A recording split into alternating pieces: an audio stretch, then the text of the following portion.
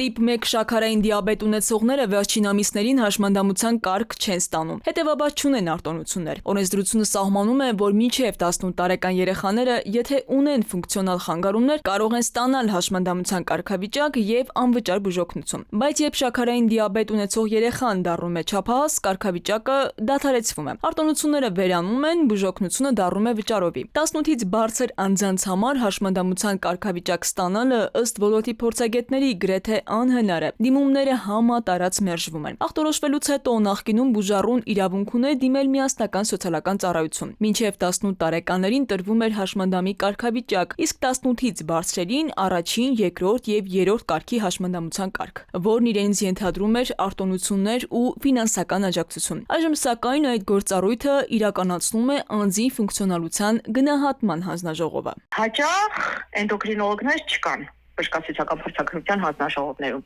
Ինչը իհարկե մեծ խնդիր է, որովհետև երբ որ կա նեղ առողջապահական խնդիր ու այդ խնդիրը գնահատող հանձնաժողովում չկա նեղ մասնագետ, արդեն օբյեկտիվությունը կարող ենք կասկածի տակ դնել։ Վիճակագրական կոմիտեի 2024 թվականի տվյալների համաձայն Հայաստանում շաքարային դիաբետ ունի մոտ 122,000 մարդ։ Նրանցից 9,959-ը ինսուլինակախյալ շաքարային դիաբետիկներ են։ Թեև տիպ 1 դիաբետը ավելի քիչ տարածված է, սակայն համապատասխան բուժում չստանալու պարագայում անձի օրգան համակարգերը կարող են ամբողջությամբ ախտահարվել։ Փորձագետների խոսքով դիաբետ ունեցողները շատ հաճախ բժշկական փաստաթղթերը ձեռքներին դիմում են պոլիկլինիկա ուղղագիր ստանալու համար, սակայն որոշում ընդունելու իրավունքը միայն ֆունկցիոնալ գնահատման հանձնաժողովինն է։ Միասնական սոցիալական ծառայությունը մերժում է շաքարային դիաբետ տիպ 1 ախտորոշմամբ անձանց հաշմանդամության խումբ ստանալու դիմումները, պատճառաբանելով, որ այս հիվանդությունը կամ օրգանիզմի ֆունկցիայի խանգարումը այն աստիճանի չէ, որ հանգեցնի հաշմանդամության, այն որևէ կերպ չի սահմանափակում անձի